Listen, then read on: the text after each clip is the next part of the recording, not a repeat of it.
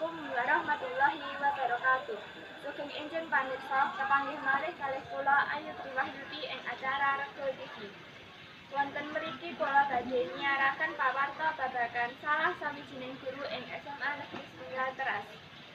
Kula sampun ten kelasipun ruang agama Katolik, panggonipun Bu Maria ngajar agama Katolik. Bu Maria ngajar agama Katolik wiwit taun 2017. Dheweke ngajar wonten ing SMA Negeri Setunggal Teras amargi wonten SMA Negeri Setunggal Teras dereng wonten guru agama Katolik. Murid ingkang diajar Bu Maria mboten kathah, namung sekawan, yaiku Joshua kelas 12 MIPA setunggal, Iva, Selin lan Aldi kelas 11 IPS tunggal.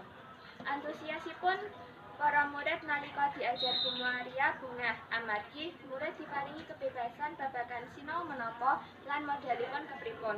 Dados murid-murid boten cemruweng.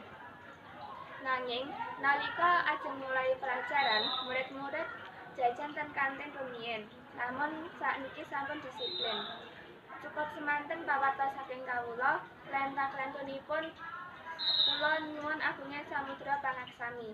Wassalamualaikum warahmatullahi wabarakatuh.